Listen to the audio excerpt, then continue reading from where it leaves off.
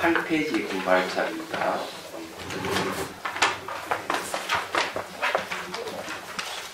우리가 이제 앞에서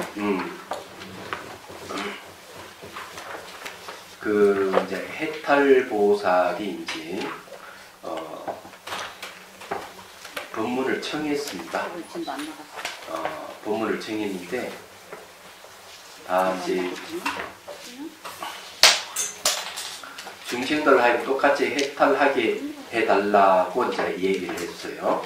이 공부의 진실을 이제 설명해서 얘기해 주십시오 하는 데서 이제 해주겠다고 얘기했습니다. 자, 108개 경문 봅니다. 선남자야 만약 중생을 교화하려면 환하의 상에 대하여 마음을 내지 말며 환하의 상이 없다는 것에 대해서도 마음을 내지 아니하여야 그 교화가 큰 것이다. 자, 여기에는 이제 내용을 보면은 중생을 교화하는 것은 이것도 수행으로 보는 겁니다. 그래서 여기서는 이걸 방편관이라고 해요. 그리고 마음의 본성을 바로 보는 걸 정관이라고 합니다. 자, 여기 이제 관이도 두 가지가 있어요.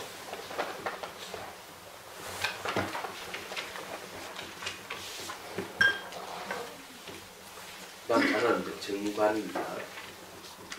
그러면 이 구절은 방편관에 대한 이야기입니다. 자, 여기에 우리 알아둬야 중생을 교화하는 것이 왜 수행이 되느냐 하는 것은 지심직설에서도 똑같이 얘기를 했어요. 지심직설에서 뭐라고 얘기했는가 하면은 수행을 하면 선행을 많이 해야 돼. 착한 행을 많이 해야 된다. 착한 행을 하는 건 마치 약을 가지고 우리가 여기 방제 유기가 있어요. 약을 방제 유기를 닦는 것 같다. 이 닦아 놓으면은 방제 유기가 바짝바짝바짝 빛이 난다는 거지. 얘기하자면 그 약이 뭐냐면 선행이라는 거죠. 그러니까 바짝바짝 빛이 나는 게 뭐냐면은 바로 우리의 자성이 보석과 같은데 원석이라 뭘 많이 묻어 있어 원석이 안 드러나는데 그것을 닦아내는 역할을 한다. 거울에 때가 끼어 있으면 그냥 닦는 것보다는 약을 넣어가지고 닦으면 훨씬 잘 닦인다는 거죠. 그것이 이제 그렇게 닦아내는 게 선행이라는 겁니다. 근데 이런 착한 행 중에서 가장 좋은 행이 뭐냐면 중생 구제하는 게 제일 좋은 행인 거예요. 착한 행 중에서. 남에게 막 베푸는데 그 베푸는 것이 그 사람을 하나의 구제하는 것이 된다면 최고인 거죠. 그 앞 시간에 얘기했듯이, 이 야기식 변화 이염승과 신행사도 불능견 열애 하는 말을 듣고 출가한 스님이 계셨다 그랬잖아요. 만약 형상으로서 나를 구하거나 음성으로서 나를 찾는다면 찾던 길로 가는 자의 열애를 보지 못한다. 근데 이 말 한마디를 던졌는데 이 말을 듣고 출가했다면 그 말이 중생을 교화한 것이 되죠. 그게 방편관이 되겠습니다. 방편을 쓴다고 하는 것은 바로 적극적인 마음의 본성을 드러내는 게 아니라는 얘기입니다. 내가 선행을 해가지고 간접적으로 내 번뇌를 없애면서 그 본성이 접근하는 걸 얘기하는 것이죠. 요거는 방편관인데 이 중생을 교화하는데 하나의 상에 대하여 마음을 내지 말라 했어요. 이 첫 번째입니다. 하나라 하는 것은 뭔가 하면은 모든 존재는 상호 의존 관계를 갖고 원인과 조건에서 일어나고 사라지기 때문에 실체가 없이 한화가 같다. 그냥 환경과 같다. 그래서 내가 중생 구제하는데 뭐 중생도 환한데 이런 마음을 내면 안 된다. 그런 마음을 내지 말고 그 사람을 교화를 해야 된다. 그 다음에 하나의 상이 없다는 것에 대해서도 마음을 내지 않아야만 그 교화가 큰 것이다. 하나의 상도 없다. 이렇게 하면 안 된다. 이건 두 극단이죠. 자, 환하라고 했습니다. 이 환하에 두 가지가 있는데 이 하나는 예, 상을 내지 마라. 그죠?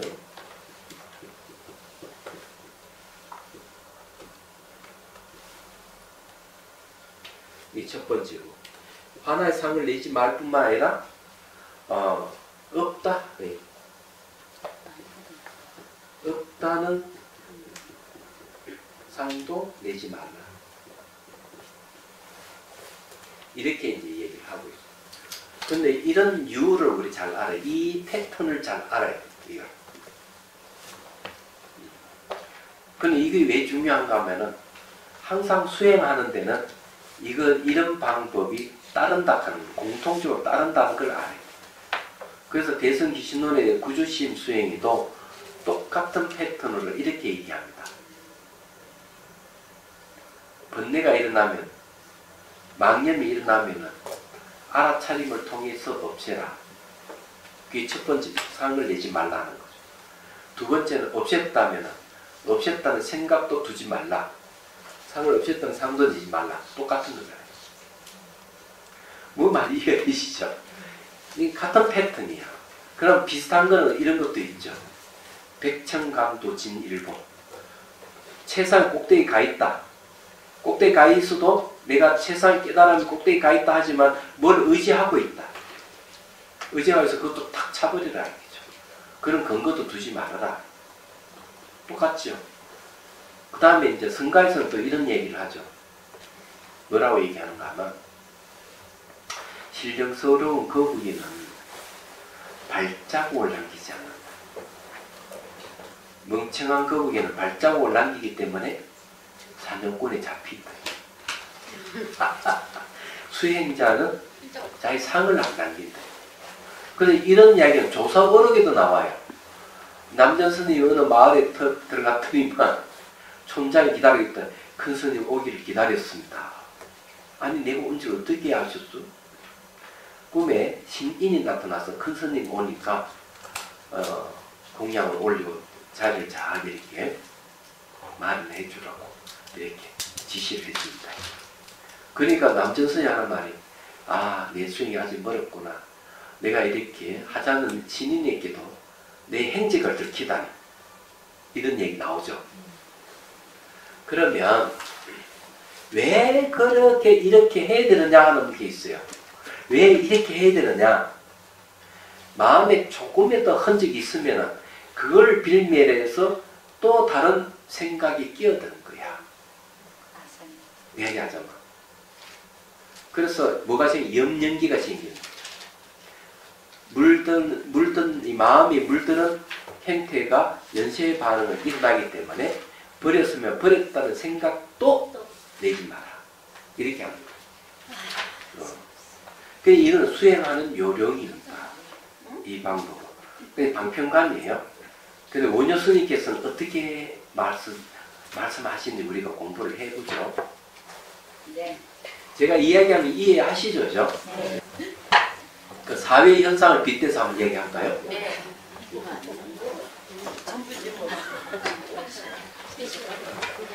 사회 현상을 빗대면 이런 얘기입니다. 배우들이 성추행, 성폭행을 했단 말이야.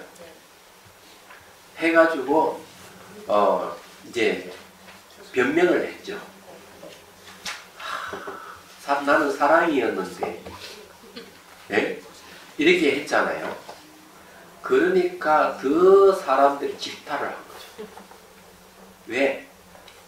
아니 권력을 가진 자가 성폭행을 해놓고 그걸 사랑이라 하면은 되는데 권력에 의해서 어쩔 수 없이 폭행을 당했는데 그건 변명이잖아요.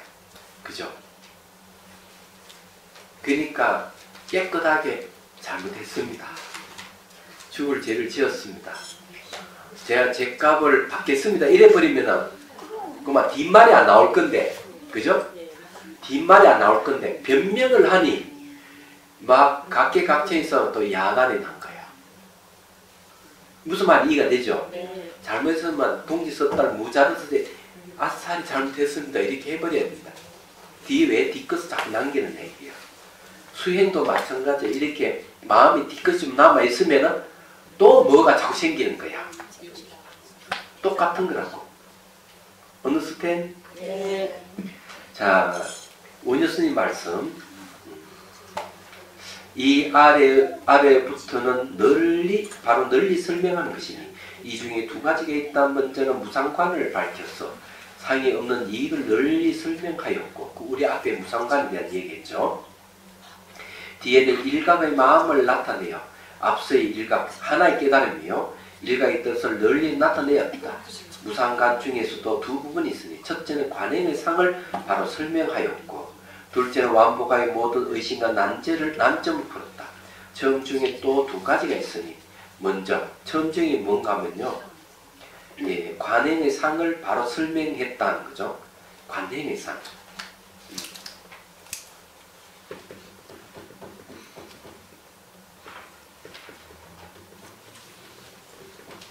이 관행의 상을 설명하는 데서 뭐가 있느냐? 두 가지가 있다. 두 가지가 있는데 이 관행의 상의 두 가지, 하나는 바로 방편관이고 하나는 정관이다. 이런 얘기. 먼저 방편관이고 뒤에는 정관을 밝혔다. 방편관 중에 네 구절이 있으니 처음에 한 구절은 이 방편관에 대한 얘기입니다. 교화하는 사람을 나타내었고, 나중에 두 구절은 교화의 큼을 찬탄하였고, 중간의 두 구절은 관행의 상을 바로 밝혔다. 자, 중간의 두 구절이 이제 뭐겠습니까? 하나의 상에 대한 마음을 내지 말고 하나의 상이 없다는 것이도 마음을 내지 말아야 한다. 요 두 구절이에요. 여기 이제 수행에 관계되는 이야기입니다. 이 관행의 모습입니다. 어떻게 관을 해야 되느냐? 여러분, 중생을 구제하는 걸 뭐라 하는 거? 대비관이라고 그럽니다.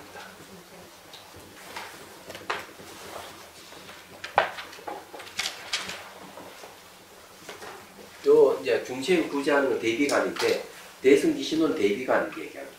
여기 중생 구제를 얘기하죠. 중생 교화를 하기 때문에 이건 대비관이에요. 그럼 대비관은 사마타에 속할까요? 이빠사나에 속할까요? 예, 이빠사나. 왜 이빠사나인가 하면은 중생을 직접 대면해서 그 사람을 이끌기 때문에 한 대사의 마음을 집중하는 게 아니고 현실에서 일상에서 하기 때문에 이건 이빠사나라고 하는 거죠. 왜냐하면 이빠사나의 내용은 인연생멸, 원인과 조건이 일어나고 사라지는 걸 관찰하는 거거든요. 그래서 이 중생을 교화하는데 중생의 성향이라든지 그걸 잘 살펴야 되거든요. 그 배경, 환경 이런 살펴서 중생을 교화를 해야 되기 때문에 그건 이빠사나일 수밖에 없는 거예요. 그래서 대승기신론에도 이빠사나라고 보고 있어요. 그래서 자, 그래서 이제 방편관, 정관을 얘기를 하는 거예요. 자, 그 다음 봅시다. 청관을 닦을 때 모든 유의 상을 깨뜨렸어. 있음의 상을 깨뜨렸어. 화나의 상에 대해 그 마음을 내는 것을 없앴기 때문이다. 네. 이 말은 뭔가 하면은 첫째 구절, 화나의 상에 대해 마음을 내지 말며. 그는 화나다. 중생은 환영과 같다 하는 그런 마음을 내지 말라. 환영과 같다고 하는 마음을 내는 게 이슬류 유상이에요. 그죠? 그래, 중생을 내가 구제한다는 하니까 중생 실체도 없어 하고 이런 식으로 마음을 내지 말라 이거죠. 그러니까 그 유상을 버렸다 하는 얘기예요. 그러니까 우리는 이제 그 유정을 대할 때, 생명이 있는 존재들을 대할 때 어떻게 대해야 되는가 하는 거예요. 모든 환영 아닌 건 없지만 그 중생을 환영 같다고 생각하고 중생을 교화하려고 그러면은 환영을 같다는 생각이 있으니까 그것이 생각이 이슬류가 되는 거예요. 그런 생각을 내지 마라. 그래, 중생을 대하는 수행을 얘기를 하는 겁니다. 여기서 말하자면. 그 다음에 하나의 상이 없다는 것에 대해서도 마음을 내지 않는다는 것은 이미 하나의 상을 깨뜨려 놨어. 그 다음에 그 공의 상마저 버렸어. 하나의 상이 없는 공에 대해서도 마음을 내지 않기 때문에. 두 번째는 뭔가 하면 하나의 상이 없다. 무를 얘기하죠. 없다 하는 것에 대해서도 마음을 내지 말아라. 자, 여기 이제 하나의 상을 여기 이제 내는 것은 뭡니까? 이술 유죠. 예. 없다 하는 상을 내지 말라 했는데 없다 하는 상을 내는 것은 뭡니까? 무를 얘기합니다. 그런데 여기서 말하는 것은 하나의 상을 일으키는 것도 안 좋아. 그건 유니까 버려라. 또 하나의 상을 버렸다 하는 생각은 무니까 그 무도 버려라. 있음 없음을 다 버리라는 소리예요. 예, 그런 걸 얘기합니다.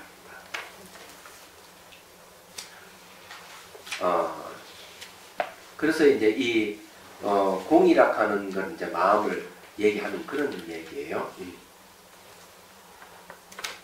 자, 그 다음에 비록 다시 하나의 유의상을 깨뜨렸더라도 오히려 하나가 없는 공성을 취하니.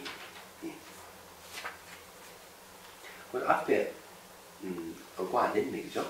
그 까닭은 중생이, 그 까닭 요 보십시오. 그 까닭은 이유가 있죠. 중생의 본래 마음은 상을 떠난 것임을 모르고 온갖 상을 두르고 취하여 생각을 움직이고 마음을 내기 때문에 먼저 모든 상을 깨뜨려 상을 취하는 마음을 없애며, 자, 모든 상은 있음의 유상과 무상을 얘기합니다. 다 깨뜨렸대요. 자, 본래의 마음은 어때요? 상을 떠나 있고 무주기 때문에 근거라 근본이 없기 때문에 그래요. 다 떠나 있는데 왜 자꾸 뭘 덧칠하려고 그러냐? 그게 이제 문제예요. 그래서 그런 것에 대해서 비판을 한 겁니다. 비판을 했기 때문에 뭘 근거로 그런 상을 비판을 했느냐 하는 게 중요해요. 여러분, 상을 내지 말라. 어떤 상도 내지 말라. 왜 이런 걸 했느냐? 근거가 어디 있느냐? 근거. 이렇게 하면 안 되는 근거. 근거가 뭐냐면 마음의 본성을 근거했어. 자, 이것도 중요한 건 이것도 줄을 꺼놔야 돼요. 줄을 끄십시오. 자, 이것도요, 보편적으로 나타나는 현상을 얘기합니다. 보편적으로 어떤 게 있는가 하면은, 이제 이 이치를 알면은, 여러분들이 경론을 보는 데 있어가지고 어렵지 않을 겁니다. 자, 대성기신론의 육바라밀을 설명을 해요. 육바라밀을 설명하는데, 육바라밀을 뭘 근거로 해서 육바라밀을 설명하느냐. 여기는 좀 방편관을 얘기해. 방편관이라 하는 이 중생을 교화하는 이것도 수행인데, 이걸 뭘 근거로 한다니까 마음의 본성을 근거로 한대. 마음의 본성에는 그런 상이 없다. 이렇게 얘기하고 있죠. 놀랍게도 똑같은 이야기를 대성기신론에서 하고 있어요. 육바라밀 수행을 하는데 거기에는 오바라밀만 나옵니다만 보시바라밀을 한다. 이게 왜 보시바라밀 나오냐? 마음의 본성은 원래 탐욕이 없기 때문에. 그래서 항상 베푼다 얘기죠. 지게바라밀을 왜 하느냐? 마음에 본래 제업이 없기 때문에 지게바라밀 수행이 나와요. 바라밀은 고통에서 벗어난다 이런 말입니다. 딱 나오죠. 인욕바라밀을 왜 하느냐? 마음이 원래 자아가 없기 때문에. 마음의 본성을 근거로 해서 보시지계, 인욕, 선정, 정진, 선정, 지혜, 육바라밀이 튀어나옵니다. 그런 육바라밀이 뭡니까? 마음의 본성의 모습이야. 수행이. 그래서 그게 원칙 스님도 똑같이 얘기하는 거죠. 해심일경을 얘기할 때 마음의 본성은 진연대. 진여에 맞는 행, 수행이 나와. 수행법. 그 결과도 진여다. 그러니까 마음의 본성과 그 방법과 결과 다 똑같은 걸 얘기하는 거예요. 그런데 여기서 똑같은 내가 수행하는 것 왜 이렇게 해야 되느냐? 내 마음의 본성이 그와 같기 때문에. 앞에 이 명상 깨달음을 논하다 했던 얘기. 연기법의 현상과 본질의 입장에 봐가지고 그에 맞는 게 뭔가? 사마타 위파사나가 있다 얘기했잖아요. 그런 방법이 나올 수밖에 없는 게 이 연기를 만든 것이기 때문에 그게 그런 거예요. 이것도 수행이 내 본성과 맞기 때문에. 그래 이런 게 아주 중요한 거예요. 이야기하자면. 그래 이게 이제 말을 하자면은 수행의 원리, 명상의 원리를 쫙 보여주는 거예요. 이게. 그러면은 이것을 조금 더 현실에 확대해 보면은 어떻게 되느냐. 자기의 본성에 맞지 않는 수행을 하게 되면은 그 결과는 본성이 맞지 않는 수행 결과가 나오는데, 본성이 맞지 않는 수행 결과라 하는 것은 어떤 식으로 나타나느냐? 부도덕성으로 나타납니다. 비윤리적인 현상을 생겨. 이걸 얘기를 해요. 그래, 예를 들어서 얘기하자면, 전번에 한번 얘기했지만, 힌두교 얘기를 하면 이런 거 나오는 거예요. 비윤리적인 거 이런 거예요. 야마주로가 한 5만 명 되는 자기 친족도 죽였어요. 반란을 일으켰다고. 바가바기타는 힌두 성경에 나오는 얘기잖아요. 그래서 사람이 한 사람이 와 라마니 마하리시한테 이거 윤리적인 문제가 있지 않느냐. 어떻게 이렇게 많은 사람을 죽일 수가 있느냐. 이 죽이는 것을 경전이 이렇게 나온다 하는 것이 반기를 들었죠. 근데 라마나 마하리시 하는 얘기가 죽여도 된다. 자제신이 영혼을 다 데려가 버릴 거고 껍데기만 남아있어요. 도끼를 찍어 죽이는 무슨 상관 얘기야. 근데 이거 윤리적 문제가 있죠. 제가 보기에는. 만일에 영혼은 신이 다 데려가 버리고 껍데기만 남아있다면 죽일 필요가 뭐가 있는 얘기야. 안 그렇겠어요. 죽일 필요가 없잖아요. 논리적으로 얘기하면. 그래서 이게 이제 그러면 왜 영혼을 다 데려갔느냐 하는 하는 게 나오는 거죠. 거기는 자제신이라고 하는 게 있기 때문에. 그 신이라고 하는 것은 결국 자아와 관계됩니다.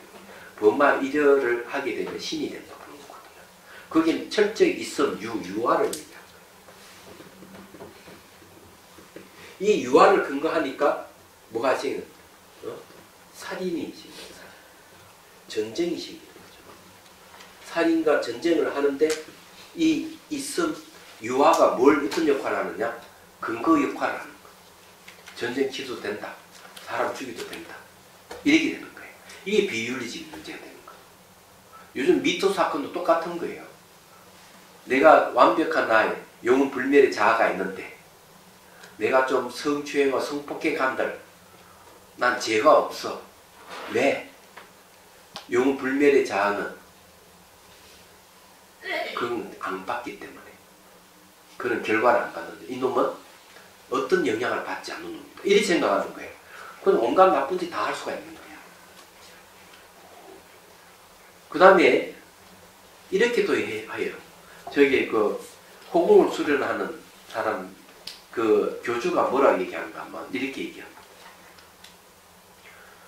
불자가 아이고 선생님 큰 놈은 잡아먹다 작은 놈 불쌍하니까 낳아주십다 이러니까 이 물고기 잡으면 딱 이렇게 참 이런 게 무서워요. 마음이 없으면 잡아먹어도 죄가 안 된다. 야, 이게 막 소름이 끼친 그 얘기도. 그 다니는 교사한테 아직도 그거 신봉하느냐? 그렇대. 내가 그걸 사이비 집단이라. 바로. 왜 그런가 하면, 자, 보십시오.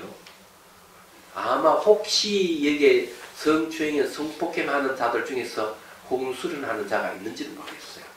왜 그러냐면 그런 거죠. 마음이 없으면 성추행에도 죄가 안 돼.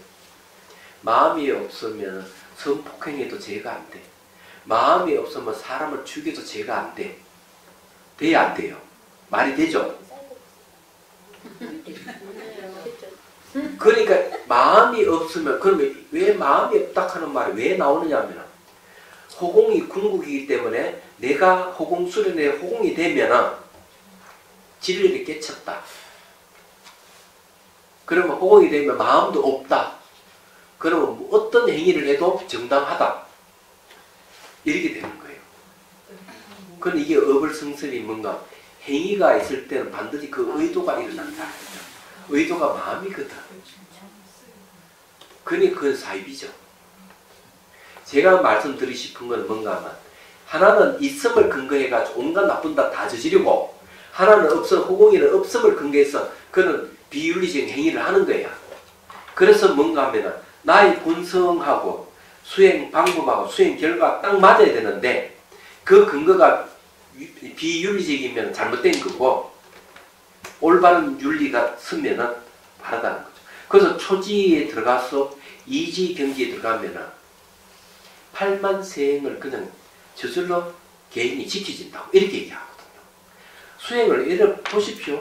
내가 수행을 하면 번뇌가 없어지면 행위가 깨끗해져야 되잖아.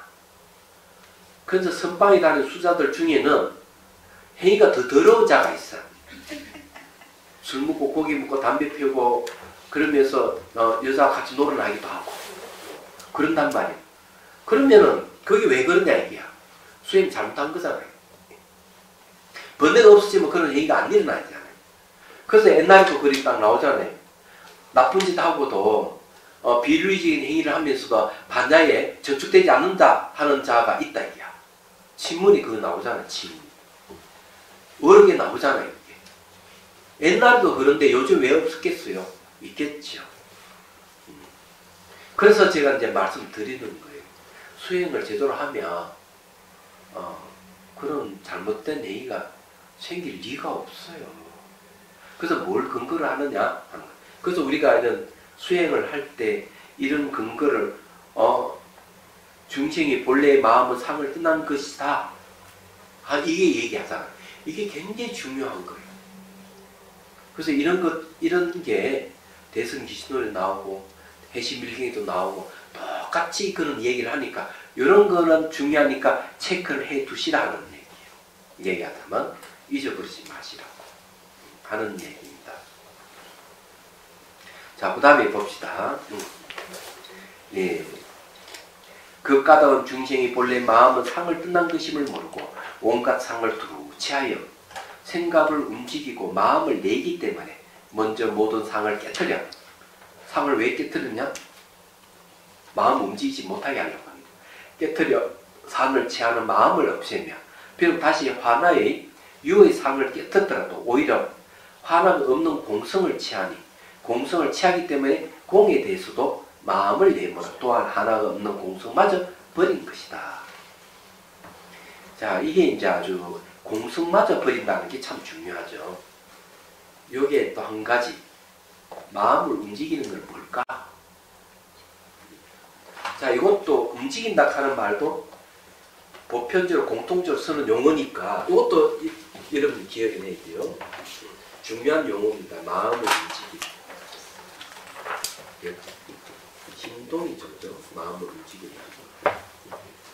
이건 전부 다 업을 얘기합니다. 그래서 마음이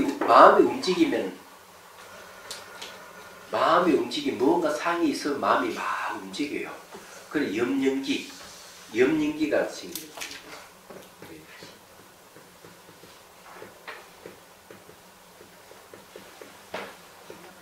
물들 염자에 연하에 일어난다. 요즘 말로 하면은 물든 마음이 연쇄 반응으로 일어납니다. 이런 마음이 연쇄 반응이 일어난 이유. 그래서 뭐가 있느냐 하면 이렇게 앉아 있으면 옛날에 그 자기 잘못했던 것이 막 떠오르면서 똑같은 생각 계속 반복해서 그 다음도 또 똑같은 생각을 하고 생각이 점점 발전해 가는 거예요. 그러니까 그만 그 옛날에 잘못한 것이 그냥 마음을 꽉 쥐어짜고 시간이 흐르면 흐를수록 점점 커져가지고 어찌한다? 옥상에서 활강을 하는 거야. 참지를 못해가지고. 그 전부 다 이런 염연기 하는 거죠. 이게. 별 생각이 꼬리꼬리 일어나는 거예요. 그래서 마음이 움직인다. 업이라는 거죠. 그래서 업을 우리가 업이라 하는 말을 원효 스님께서 명쾌하게 동야라고 움직입니다. 그래서 이제 성가에서는 휴혈이라는 말을 쓴 거예요. 무심 공부에서 중요한 것 하나가 뭔가 마음을 쉰다. 그 자비선 명상원에서는 쉬는 방법을 제시를 하죠. 걸으면서 걷기 명상, 아니 걷기 선 명상에서 이런 방법을 쓰는 거예요. 마음을 쉬는 방법. 앞에 사물을 보면서 보려고 하지 말아라. 뭐가 소리 들으면 들으려고 하지 말아라. 몸이 느끼면서 느끼려고 하지 말아라. 중요한 건 뭐 하려고 하는 마음, 그걸 멈춰라. 그걸 멈추는 방법이 중요하죠. 어떻게 멈추는 얘기예요. 그래, 볼 때는 보려고 하지 마. 그냥 봐라. 보이면 보인다. 들을 때는 그냥 들으라. 느낌이 그냥 느낌이 있으면 느낌이 있는 대로 내버려 두라. 그러면서 하려고 하는 마음만 멈추라. 스위치를 끄는 거죠. 근데 그렇게 해서는 힘들어요. 얘기하죠. 그래서 방법이 뭔 줄 아십니까? 방법이 숨을 들이쉬고 내쉬면서 어깨 힘을 빼고 척추를 고쳐 세우게 하라. 이런 제스처가 아주 필요한 거예요. 이 동작이 필요해요. 그러면서 안 하려고 멈추려고 노력을 하는 거죠. 자연스럽게. 근데 이걸 몇 번 반복하면 요령이 생기면은 다 멈춰져요. 처음에 잘 안 되다가. 그럼 온갖 생각 다 일어날 때는 생각이 일어나면 일어나는 대로 내버려 두라. 자연현상으로 보라. 그걸 없애려고 하지 말아라. 이렇게 얘기하죠. 근데 이걸 반복하게 되면은 희한한 현상이 생겨요. 주변이 고요한 현상이 생기거나, 그 다음 사물이 한눈에 들어오거나, 소리가 그냥 한꺼번에 들리는 현상이 생겨요. 그 다음에 조금 더 익어지면, 그 다음에 뭐가 생겨요? 사물들이 서로 상호 연관성이 드러나거나, 소리가 들리면서도 흔적을 남기지 않는다 하는 거예요. 그러면서 내 마음을 쉰 상태에서 드러나는 것들이 막 생기는 거예요. 그래서 이런 신 상태에서 드러나는 현상을 감각이감에서는 이렇게 표현해요. 애들 떠드는 소리, 안낙내가 수다 떠는 소리, 새가 지지기는 소리, 이런 등등이 전부 다 정법을 번역하고 진실을 현현한다. 내 마음을 씌워보니까 진실이 다 현현하는, 진리가 현현하는 깨달음이 옵니다. 그래서 마음을 쉬는 것이 깨달을 수 있는 하나의 방편이 되는 거예요. 예, 그래서 그 다음에 이 움직이는 업이라고 하는 것도 남방불교에서도 똑같이 얘기를 합니다. 몸에서 반응하는 것. 반응하는 것은 전부 까르마라는 거죠. 그 반응하는 것을 없애는데 어떻게 없애느냐? 무상관찰. 지나가는 도르지 않고 미로 오지 않고 현재 머물지 않는다. 그럼 무상관찰하게 되면 매 순간 이게 반응하는 것들이 실체가 없음을 알게 돼요. 그 다음부터 아무리 몸이 반응하더라도, 그에 따라 마음이 반응하더라도 실제 마음은 동료가 없어요.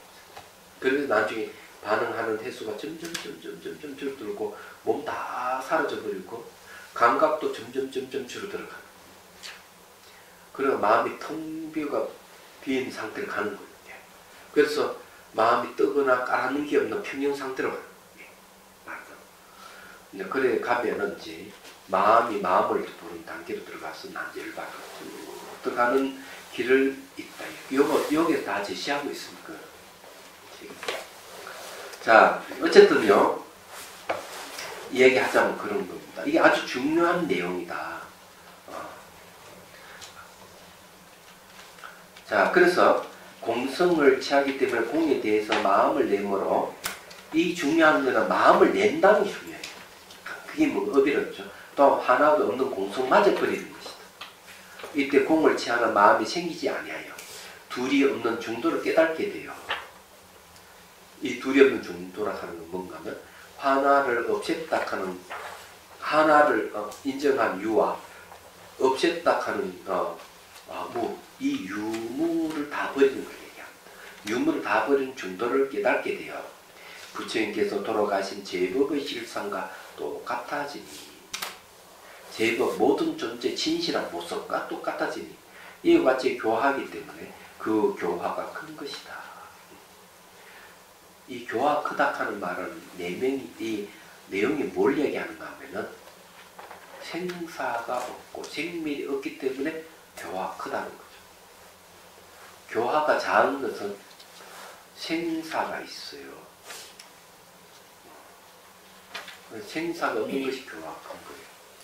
그래서 교화 받는 사람도 생사 없는 도리를 알게 되고 또 교화하는 사람도 생사가 없는 도리를 알게 된다는 거예요. 그래서 교화가 크다 이렇게 얘기합니다. 자, 묻는다. 이 방편관은 어떤 계의에 있는 것인가? 계의, 수행 단계 어떤 정도지? 하고 묻는 거죠. 그러니까 이제 대답한다.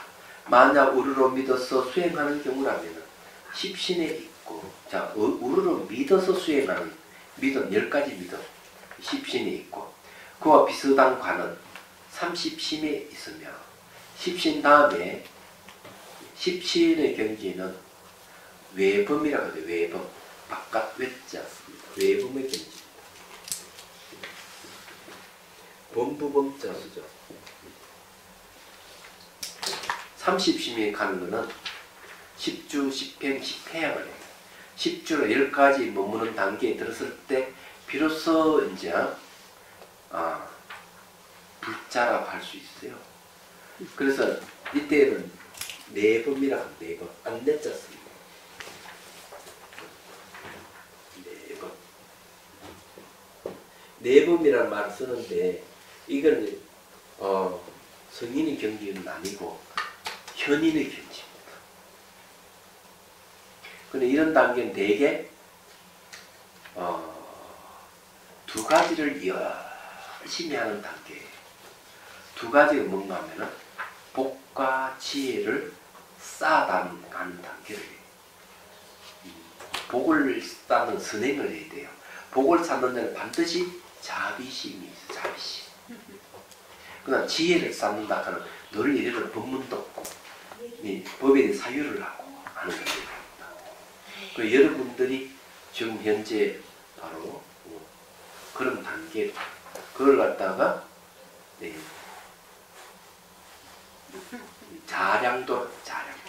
자량이나 식량을 지혜와 자비 식량을 쌓는 또는 복과 지혜라는 식량을 쌓는 거죠. 그러니까 부처님을 뭐라고 그러죠? 복과 지혜를 갖추신 분들 하잖아요. 그 여러분들이 기도도 많이 하셔야 돼요. 기도는 복을 쌓는 겁니다. 법문을 듣는 거는 지혜를 쌓는 일을 해요. 이런 걸 같이 하셔야 돼요. 이해하죠? 그 자비선사에 저게 뭐고 대문 만드는 기합장에 대한 글씨 하나 쓰는 것도 복을 쌓는 거예요. 네. 복 쌓는 일. 근데 그리고 이왕 말이 나온 감고예요. 유명계를 드린다 그랬죠. 저 유명계. 그 설명을 해주세요. 네, 유명계라 하는 게 뭐 나는 있는 줄을 몰랐어요. 그래서 이제 처음 알았어. 덕문 스님이 전화를 해서 물어봤어요. 돌아가신 분에게도 계를 주는 작법이 있느냐는 있다는 거예요. 그래서 보내달라고 했습니다. 그래서 요번에 저게 그 일요일날 수계식 할 때 유명계를 주려고 합니다. 돌아가신 분을 유명계를 미리 주고 할 생각이에요.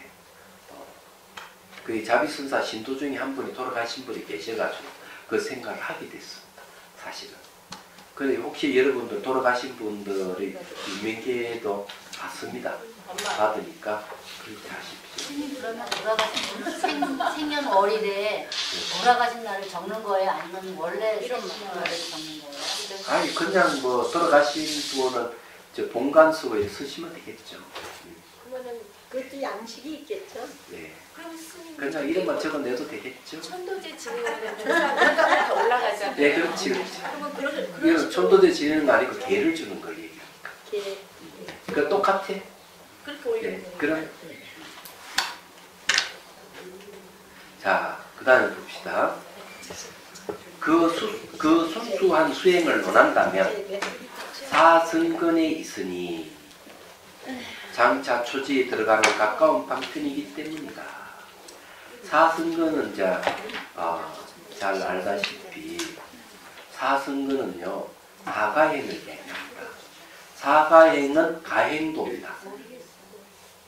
자, 가행도 안에 자, 십신, 십주, 십행, 십회양까지는 자량도, 사승근은 가행도.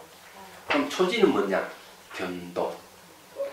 예, 수행 단계를 5수로 나눠요. 첫 번째 자량도, 두 번째 가행도, 세 번째 견도, 네 번째 수도, 다섯 번째 구경도. 근데 초지가 뭐냐면은 초지 경지가 성인의 경지에 들어가는 겁니다. 그래서 초지는 뭔가 하면 수도원도에 속합니다. 애류향에 속하죠. 얘기하자면. 그러니까 소승, 사향, 사가가 있죠. 사향, 사가는 8단계잖아요.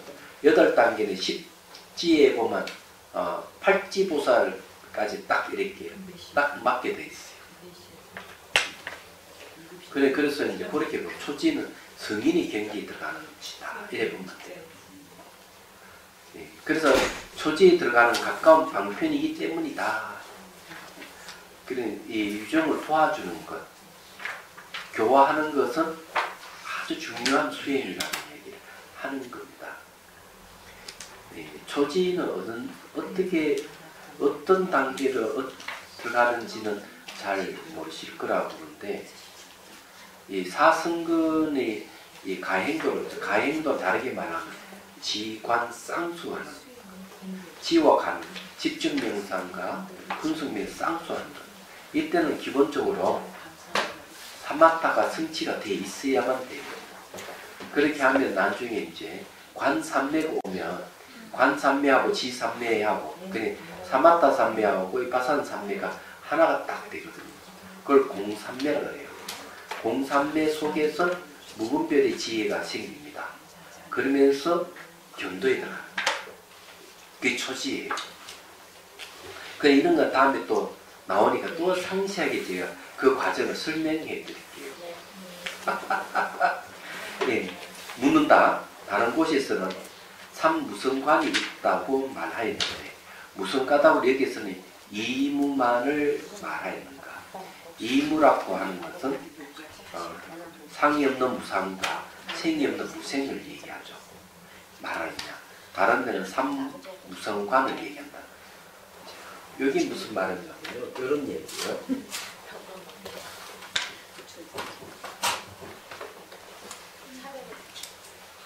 자, 삼무성이라는 말이 있고요. 여기에는 두 가지가 있죠. 무상이 있고 무생을 있고. 왜 이 두 가지만 얘기하고 삼무성을 왜 얘기 안 하냐? 이렇게 얘기를 합니다. 삼무성은 뭔가 하면요. 이건 유식 삼성을 삼무성으로 보는 거죠. 그래서 첫 번째는 상무성, 두 번째는 생무성, 세 번째는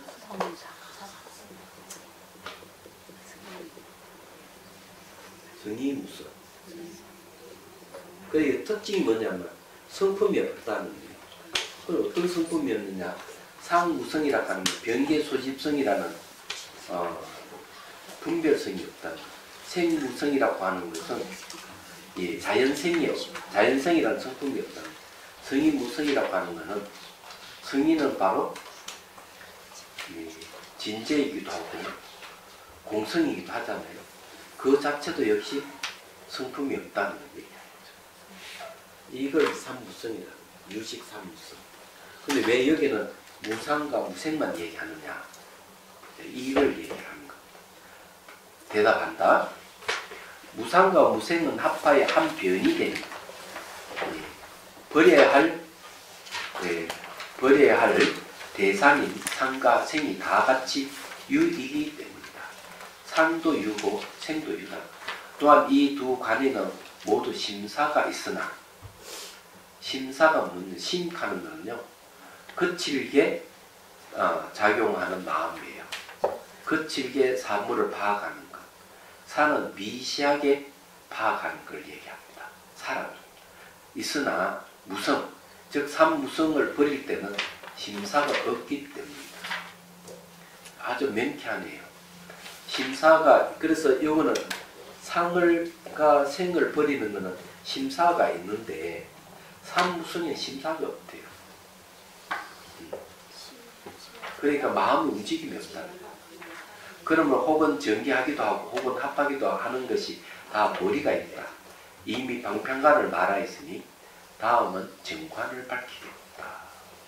그 여기 이제 여러분들이 잘 이제 알아야 될 게 여기 심사가 있다 없다 하는 게 중요해요.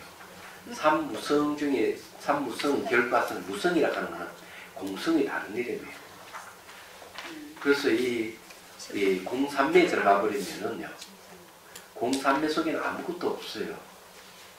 그러면 아무것도 없는데, 여러분 호공수련에도 아무것도 없어요. 요건 얘기하고 넘어가죠. 이것도 중요하니까요. 호공수련하는 사람은 뭔가 마음을 다 때려 부수고 우주도 다 때려 다 없애버려. 상상으로. 다 없애가지고 자기가 호응하는 거예요. 그냥 그렇게 하면은 삼매에 들 수는 있어요. 삼매에 들면 아무것도 없어. 그런데 이제 공삼매에 들어도 아무것도 없어요. 두 개는 삼매 속에 들어갈 때 똑같아. 그럼 뭐가 다르냐? 삼매 속에 딱 나오면 달라져요. 공의 다른 이름이 뭐냐면은 연기잖아요. 그래서 공삼매에서 나오면은 보이는 사물들은 뭘로 보는가 하면은 전부 다 상호 의존 관계나 인과로 보입니다. 얘기하자면. 근데 이 호공 이게 그러니까 유상 무색 외도들이 호공 수련해서 그 삼매에서 나오면은 사물이 어떻게 보이는지 아세요? 무감각해지는 거예요. 감각이 없어요. 그래서 마치 살인자가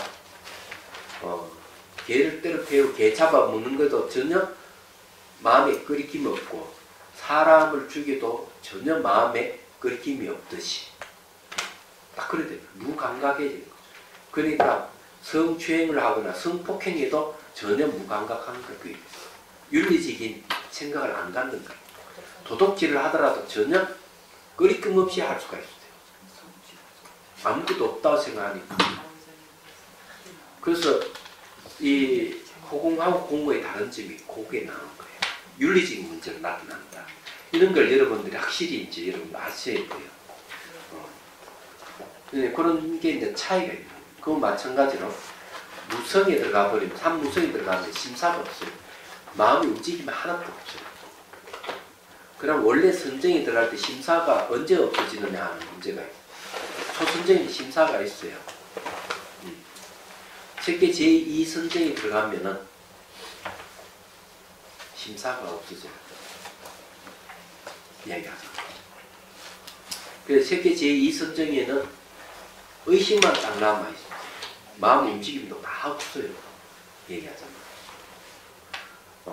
근데 여기에서 삼무성을 하면 내가 공성을 알아가지고 공성을 알아서 삼매에 들어가면 심사가 없다 이런 이야기입니다. 이거. 다른 건 아니에요. 오늘 여기까지 하고요. 다음 시간에 이 주를 방편관을부터 살펴보고 이 주를 잘 달아놔가지고 다음 경우를 보죠. 다음부터는 좀 더 심오한 쪽으로 들어갑니다. 정관을 들으시기 바랍니다. 질문 있어요? 근데 스님, 우리가 공이라고 하지만 아무것도 없는 공이 아니고, 네, 아무것도 없는 것은 예, 무라 그러고 예, 공은 자성이 없다. 예, 자성이다. 스스로 존재하는 그런 성품이 없다. 이런 뜻이에요. 그러니까 그 허공을 때려 부시는 거하고 당연히 다를 수가 네, 없다. 허공은 물을 얘기하고 예, 공성은 물을 얘기하는 게 이 현상을 다 인정을 하는 거예요. 예, 이 현상을 인정하되 내재하는 것이 교조되어 있다. 이걸 공이라고 하죠. 예. 그게 이 다른 점이에요. 또 질문요.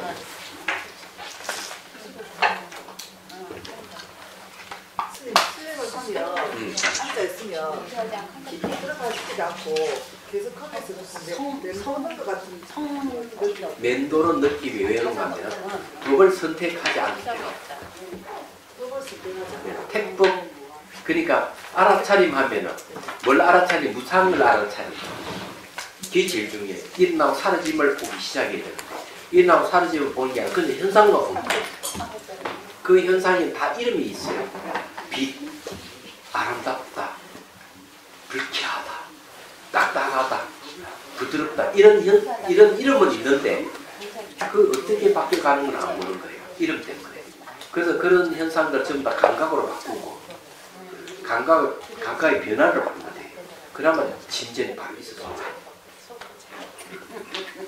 그래 딱 뺑뺑 도는 사람이 한두 사람이 아니에요.